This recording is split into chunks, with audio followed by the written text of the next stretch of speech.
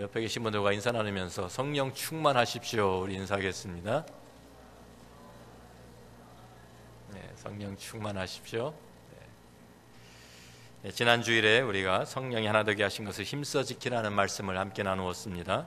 또한 하나님께서 우리를 하나 되게 하신 근거 7가지를 우리가 함께 나누었습니다. 그런데 우리가 이 말씀을 오해하면 안 됩니다. 우리가 하나가 되었다는 말씀은 모든 사람을 다 똑같이 만드셨다라는 말은 절대로 아닙니다. 우리가 군대를 가면 유니폼을 입어야 되죠. 또 우리가 머리도 똑같이 헤어컷을 똑같이 깎아야 되죠. 그래가지고 자기들이 갖고 있던 개인적인 그런 성향과 모든 특이한 점들을 다 감추고요, 완전히 다 똑같이 만들어 버립니다. 그래서 행진을 할 때도 손발을 정확하게 맞춰서 행진을 해야 되고, 그래서 한 사람도 튀어나오지 않게 하죠. 그래서 수백 명이 한 사람 같이 움직입니다. 근데 성경에서 하나가 되었다라는 것은 이런 것과는 전혀 다른 것입니다. 우리 한국 사람들은 이 통일을 너무 좋아해 가지고요, 꿈에도 소원은 통일 노래하다 보니까 무엇인지 다 통일하려고 하는 이러한 경향이 있습니다. 그래서 중국집에 가서 음식을 시켜도 뭐 제각기 다른 거 시키면 안 돼, 그냥 다 뭐 짜장면으로 통일, 그래 한꺼번에 주문하고 뭐 이러한 일도 우리가 가끔 봅니다. 자, 그런데 이 유니티라는 것은 유니포미티하고는 다른 것입니다.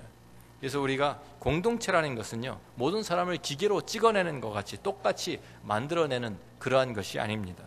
공동체가 하나 됐다는 것은 차라리 오케스트라가 보여주는 그러한 그림을 우리가 생각하면 좋습니다. 우리 오케스트라에 보면 여러 다양한 악기가 있습니다. 현악기도 있고, 바이올린, 첼로와 같이 관악기도 있고, 플룻이나 클라리넷이나 혼, 튜바 같은 것들, 또 타악기도 있습니다. 드럼, 팀파니, 사일로폰, 여러 가지 있는데 각각 다른 음색을 가지고 있고 음계를 가지고 있습니다. 이 모든 것들이 각기 제각기 소리를 내는 것들이지만 함께 어울려지고 조화를 이루면 아름다운 음악이 만들어집니다. 모두가 다 바이올린만 친다고 하면, 모두가 다 드럼만을 치고 모두가 다 트럼펫을 불고 이런 식이라면 너무나도 단조로운 음악, 단조로운 소리만 나오게 될 것입니다. 그래서 우리가 참 여러 다양한 악기들이 함께 모여서 아름다운 음악을 만들어내는 것처럼 이런 diversity within unity라는 그 말씀이죠. 교회라는 공동체도 마찬가지입니다. 서로 다른 배경을 가지고 기능을 가진 사람들이 모여서 함께 어울려지고 조화를 이루면서 연합되어서 하나님께서 우리에게 맡기신 사역을 감당하는 것입니다. 우리는 하나의 그 비전, 하나님께서 주신 그 비전과 목적을 위해서 함께 부르심을 받았고 함께 묶여짐을 받은 그러한 사람들입니다. 그것이 공동체입니다. 사도 바울은 이것을 설명하기 위해서 시편 68편을 인용하고 있습니다. 우리가 7절 말씀, 8절 말씀을 다시 돌아가 보면 우리 각 사람에게 그리스도의 선물의 분량대로 은혜를 주셨나니 그러므로 이르기를 그가 위로 올라가실 때에 사로잡혔던 자들을 사로잡으시고 사람들에게 선물을 주셨다 하였도다. 그래서 예수 그리스도를 전쟁에서 승리한 그러한 개선 장군으로 묘사를 하고 있는 것입니다. 그 당시에 전쟁에서 승리를 하면 개선 장군이 사로잡은 포로들과 전리품들을 이끌고요, 참 시가 행진을 합니다. 그러면은 그 백성들은, 시민들은 그들을 환영하면서 참 환호하고 이 한 바퀴 이렇게 돌면서 참 이 행진을 한 후에는 전쟁에서 얻은 그 전리품들을 모든 시민들과 함께 다 나누어 줍니다. 그래서 함께 승리를 축하하고 함께 기뻐하는 그런 것이죠. 예수 그리스도께서도 하늘에서 이 땅에 내려오셔서 참 영적 전쟁을 치르셨습니다. 그래서 영적 전쟁에서 십자가와 부활로 승리하시고 다시 승천하셨습니다. 승천하신 주님께서 성령을 우리에게 약속하신 대로 보내주셨습니다. 그 성령을 통해서 우리에게 선물을 나누어 주셨는데 그 선물이 바로 성령의 은사들입니다. 오늘의 성령 강림 주일입니다. 그래서 우리가 잘 아는 사도행전 2장 1절부터 4절 말씀을 보면 오순절 날이 이미 이르매 그들이 다 같이 한 곳에 모였더니 호련히 하늘로부터 급하고 강한 바람 같은 소리가 있어 그들이 앉은 온 집에 가득하며 마치 불의 혀처럼 갈라지는 것들이 그들에게 보여 각 사람 위에 하나씩 임하여 있더니 그들이 다 성령의 충만함을 받고 성령이 말하게 하심을 따라 다른 언어들로 말하기를 시작하니라. 참 교회는 성령 강림으로 시작된 것입니다. 성령께서 강림하시면서 우리들에게 하나님의 그 능력을, 은사를 우리들에게 주셨고 그것을 통해서 참 우리들이 하나님의 역사들을, 하나님의 일들을 감당할 수 있는 사람들로 하나님께서 공동체로 우리를 세워주신 것입니다. 사도행전 1장 8절 우리가 잘 아는 말씀도 보면 주님께서 이렇게 약속하시죠. 오직 성령이 너에게 임하시면 너희가 무엇을 받아요? 권능을 받고 예루살렘과 온 유대와 또 사마리아와 땅 끝까지 이르러 내 증인이 되리라고 말씀해 주셨습니다. 성령이 임하시면 우리가 권능을 받습니다. 우리가 하나님의 능력으로 체험을 받고, 그래서 우리가 예루살렘, 온 유대, 사마리아 땅 끝까지 이르러서 주님의 증인으로 살 수 있는 그러한 힘과 능력을 우리에게 부여해 주시는 것입니다. 그래서 우리가 성경을 보면 다양한 성령의 은사들을 우리에게 말씀해 주고 있습니다. 우리가 은사장이라고 하는 고린도전서 12장을 가서 보시면 고린도전서 12장 4절부터 7절까지 이렇게 말씀을 합니다. 은사는 여러 가지나 성령은 같고, 직분은 여러 가지나 주는 같으며, 또 사역은 여러 가지나 모든 것을 모든 사람 가운데서 이루시는 하나님은 같으니 각 사람에게 성령을 나타내심은 유익하게 하려 하심이라. 이 말씀 가운데서도 하나됨 속에서 다양성을 말씀하고 있죠. 그래서 은사는 여러 가지지만 성령은 같다. 직분은 여러 가지지만 주는 같다. 또 사역은 여러 가지지만 이 모든 것을 이루시는 하나님은 같다라고 우리에게 말씀해 주고 있습니다. 여기에 중요한 것은 은사와 직분과 사역이 서로 연결되어 있다는 것을 우리가 발견하는 것입니다. 또 은사는 유익하게 하는 것이다 라는 것입니다. 나의 유익이 아니라 공동체의 유익을 말씀하고 있습니다.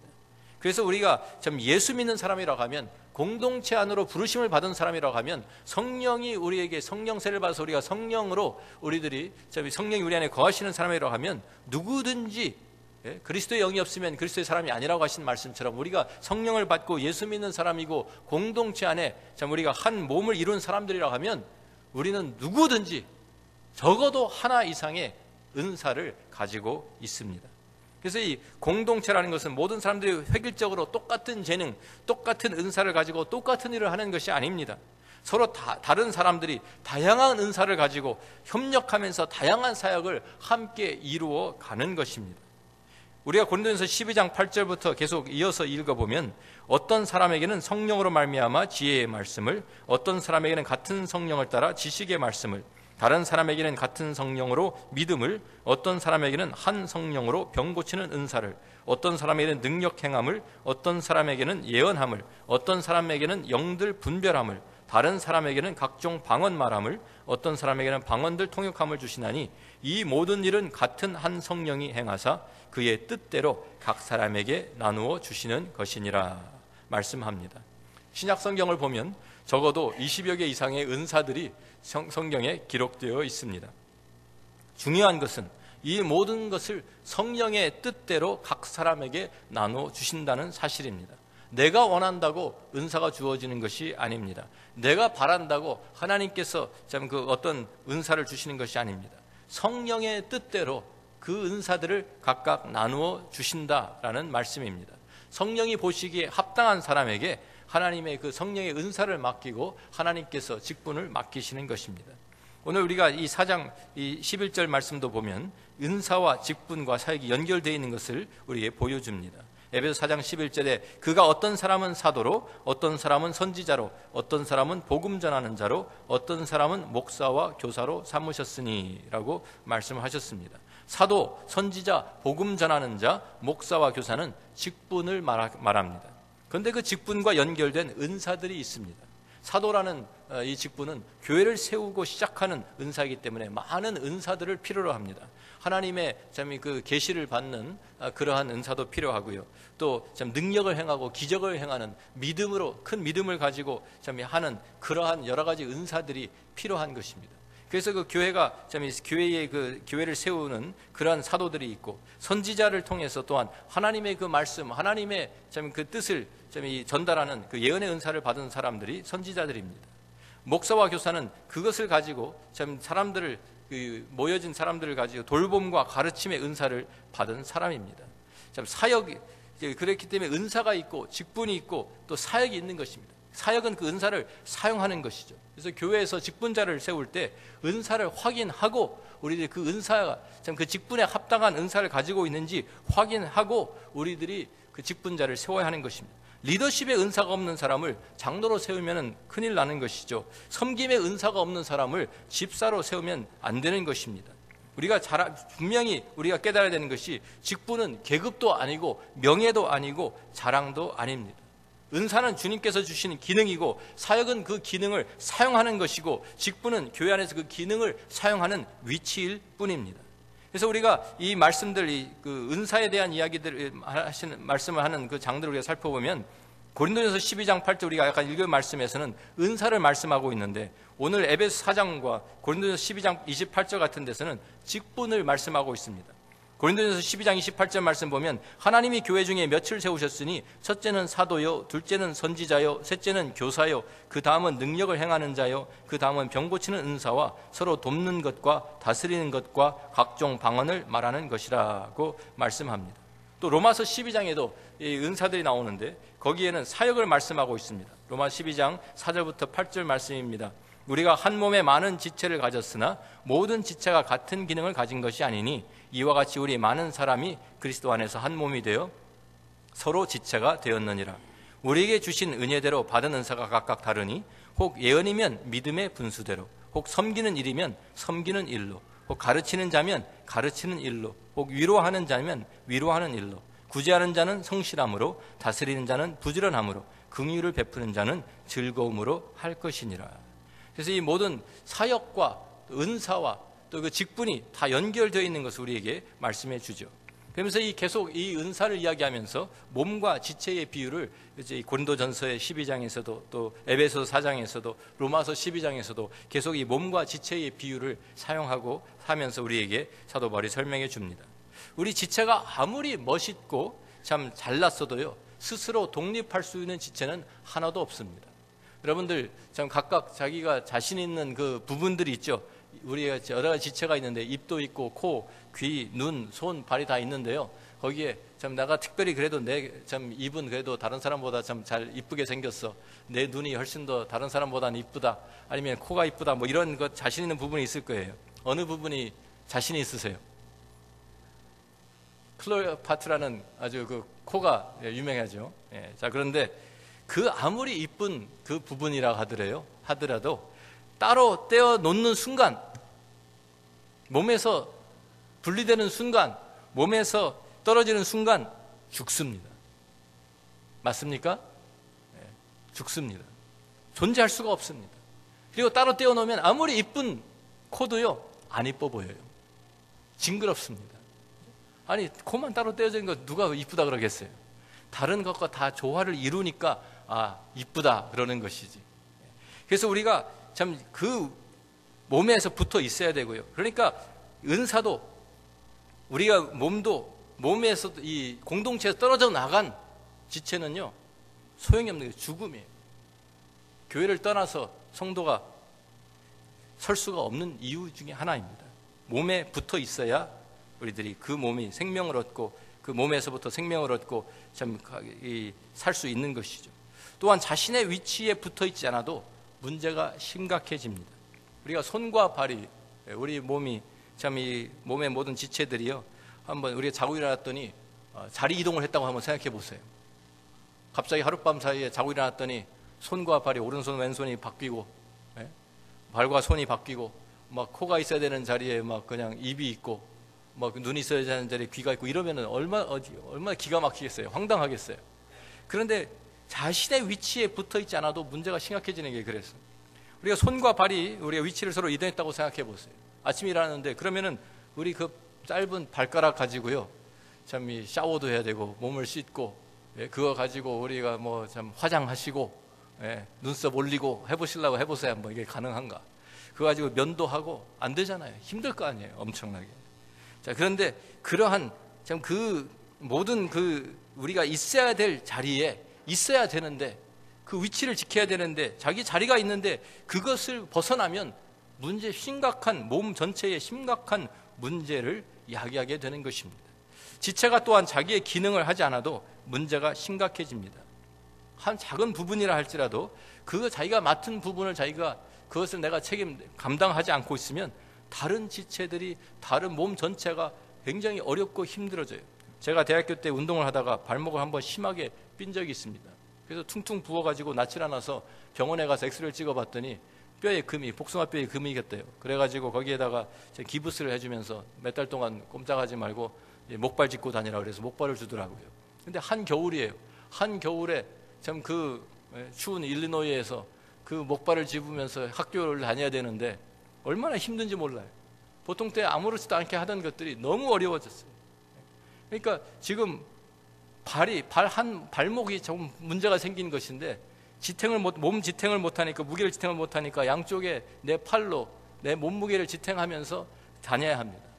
그러니까 손이 할 일을 하지 못하니까 또 등에다가 모든 그 백팩에다가 짐을 해가지고 이제 우리가 갖고 다니고 손에 들고 다니지 못하고, 문을 여는 거 하나도 한 발로 서가지고 참 그 목발을 한 손에 들고 한 손으로 들고 깨끗발 해가지고 들어가고, 계단을 오르고 내리는 게 얼마나 어려운지 몰라요. 그러니까 학교 가는 시간도 이 클래스마다 맨날 지각하고요. 다른 몸 전체가 너무나도 고생이 심한 거예요.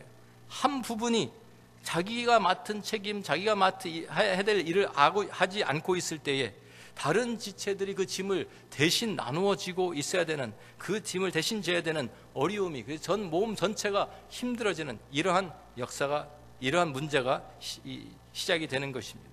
자, 제가 그래서 가끔 우리 믿는 분들한테 내가 받은 은사가 뭔지 아십니까? 라고 물어보면 많은 분들이 나는 은사를 받은 게 없어요 라고 대답한 분들이 많습니다.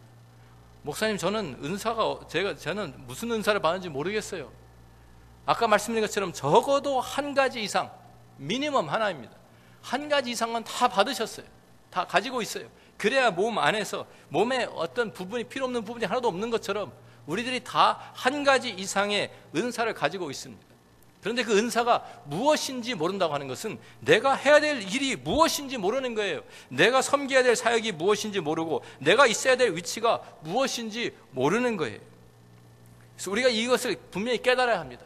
우리들이 참 이 은사가, 내가 받은 은사가 무엇인지, 내가 있어야 될 위치가 어디인지, 내가 감당해야 될 사역이 무엇인지, 내가 섬겨야 될 일이 어떠한 일인지 하나님께서 나에게 주신 그 은사를 통해서 발견하고 그것을 통해서 쓰임을 받아야 합니다. 우리가 여기에 4장 11절에 돌아가 보면 특별히 여기에 몇 직분들을 강조하고 있습니다. 공동체 안에서 이 직분들을 특별히 사도로, 어떤 사람은 선지자로, 어떤 사람은 복음 전하는 자로, 어떤 사람은 목사와 교사로 삼으셨으니 라고 말씀하는데, 아까 우리 고린도전서 12장 28절에도 보면 거기에도 사도, 선지자, 첫째는 사도요, 둘째는 선지자요, 그러면서 그 다음엔 뭐 교사요, 이러면서 이 같은 은사들을 반복해서 강조하고 있습니다. 왜 이 사역들을, 이 직분들을 강조하느냐면 이 직분들은 말씀의 사역을 맡은 직분들입니다. 이 직분들은 이퀴핑 하는, 그러니까 다른 사람들을 세우는, 다른 사람들의 사역을 돕는, 할 수 있도록, 다른 사람들이 사역을 할 수 있도록 돕는 그러한 직분들입니다. 에베소서 2장 20절 말씀 우리가 보면 너희는 사도들과 선지자들의 터 위에 세우심을 입은 자라, 그리스도 예수께서 친히 모퉁이 돌이 되셨느니라 말씀합니다. 교회의 기초가 어디에 놓여 있냐면 바로 이 말씀 사역에 있습니다. 그래서 이 말씀 사역을 통해서 공동체가 이루어지고 세워지기 위해서는 말씀의 기초 작업이 없이는 교회가 바르게 세워질 수가 없는 것입니다. 사도들과 선지자들의 그 계시를 통해서 하나님의 말씀을 받아서 기록하고 우리에게 전달해 준 그러한 분들입니다. 복음 전하는 자는 이 말씀을 선포해서 예수를 믿게 하고 구원을 얻게 하는 그러한 직분입니다. 그리고 그 사람들이 모여져서 교회가 이루어지고 공동체가 이루어지면 목사와 교사는 하나의 직분을 말하는데, 이제 그 예수 믿고 구원받은 성도들을 양육하고 가르치는 직분이 목사와 교사입니다. 양무리를 하나님의 말씀으로 먹인다는 뜻에서 목사라고 하고요, 하나님의 말씀을 풀어서 설명하고 가르친다는 의미에서 교사라고 합니다. 새로운 계시를 말하는 것이 아니라, 새로운 계시를 받는 것이 아니라 사도들과 선지자를 통해서 이미 우리에게 전달된 그 말씀을 깨우치게 하고 적용할 수 있도록 훈련하고 가르치는 일을 맡은 것이 목사이고 교사입니다. 자, 그래서 우리가 섬김으로 이러한 이 성도들이 그래서 세워지는데, 12절 말씀 보니까 이는, 그래서 어떤 사람은 사도, 선지자, 복음 전하는 자, 목사와 교사로 하나님께 세우신 것은 누가 세우셨어요? 하나님께서 세우셨어요. 사람들이 세운 것이 아닙니다. 하나님께서 삼으셨으니 이는 이렇게 하신 이유는 성도를 온전하게 하여 봉사일을 하게 하며 그리스도의 몸을 세우려 하심이라 그랬어요. 목사가 설교하고 성경 공부 가르치고 그러면 성도들 그 말씀을 받기만 하면 교회의 모든 사역이 끝나는 것입니까? 그렇지 않습니다. 그때부터 진정한 사역이 시작되는 것입니다. 목사가 하는 일은 훈련시키고 가르치는 사역이지만 이제 각 사람이 한 사람이 지체가 그 사역을 감당하기 시작해야 되는 거예요. 말씀을 통해서 내가 먼저 영적으로 성장을 해야 합니다. 성도를 온전하게 한다는 말이 성장하게 한다 그 말입니다. 어린아이는 아무것도 할 수 없죠. 영적인 어린아이도 마찬가지입니다. 어린아이가 갓 태어나면 그 아이가 당분간 할 수 있는 것이 아무것도 없어요. 그냥 먹고 울고 그러면 뭐 우유 먹이고 그러면서 아이가 커가지고 자라고 옷 입혀주고 씻혀주고 하다가 점점 자라면 어느 정도 때가 되면 그때부터 그 아이가 스스로 할 수 있도록 일을 가르치고 사역을 주는 것입니다. 마찬가지 영적으로도 영적 어린 아이들은 아무것도 하지 못해요. 잘할 수 있도록 도와줘야 됩니다. 그런데 너무 영적인 갓난 아이들이 교회 안에 많은 거예요. 그냥 계속해서 10년, 20년이 지났는데도 영적 갓난 아이로 나는 내가 맡은 일이 무엇인지 모르겠어요. 나는 할 수 있는 일이 없어요. 나는 아무 은사를 받은 게 없어요 하면서 그냥 계속 받기만 하고 있는 그러한 영적 갓난 아이들이 너무나도 교회 안에 많다는 것입니다.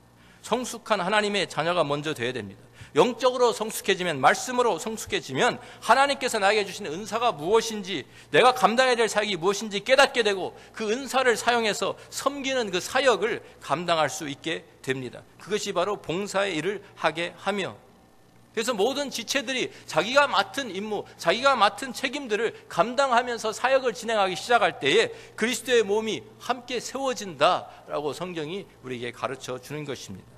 우리가 교회를 보면 여러 가지 모델들을 이야기합니다. 어떤 사람들은 교회를 생각하면서 교회의 본질에 대한 이야기를 하는 것인데요, 굉장히 중요한 이야기입니다. 교회를 무엇에다 비유하냐면 군대나 회사의 그 모델로 비유하는 사람들이 있습니다. 여기는 계급이 있죠. 그래가지고 목사는 장군이고, 장로는 연대장, 안수집사는 대대장, 집사는 소대장, 평신도는 뭐 일반 병사, 뭐 이렇게 해가지고요. 그래가지고 계급들을 쫙 만들었습니다. 직분을 계급으로 보면 이런 식이 됩니다. 또 사회에서 회사로 생각하면 목사는 사장, 장로는 뭐 부장, 안수집사는 과장, 집사는 팀장, 평신도는 사원, 뭐 이런 식으로 생각을 하는 거예요. 그러니까 어떻게 생각을 하는 거예요? 그러면 나도 조금 있으면, 시간이 좀 지나면, 교회 생활이 익숙해지면, 처음 와서는 아무 직분도 없죠. 그런데 와서 한 조금 몇 년 있으면 이제 세례를 받아야 된다니까 세례를 받고, 세례 받고 나니까 한 3년 지나니까 안수집사 주고. 그런데 3년이 지났는데도 안수집사 안 줘요. 그럼 왜 나는 안수집사 안 주는 거야? 컴플레인 하고요.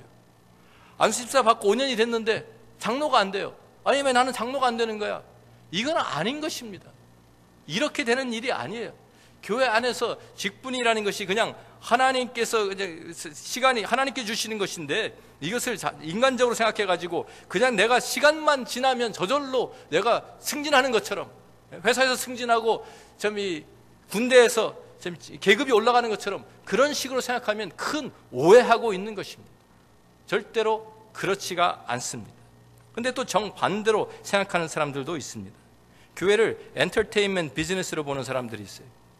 그래서 이 교회에는 그냥 교인들은 손님으로 입장료 내고 관객으로 앉아 있고요, 교회 스태프들은 손님들을 접대하고 즐겁게 해주느라고 고용된 고용인들이라고 생각하는 교인들도 꽤 있습니다. 그래서 목사는 음악가나 매지션 같이 말이에요, 흥미롭고 재미있는 퍼포먼스를 매주일마다 관객들에게 제공하고, 교인들은 얼마나 자기가 엔터테인을 받았는가에 가지고 평가를 하기 시작합니다.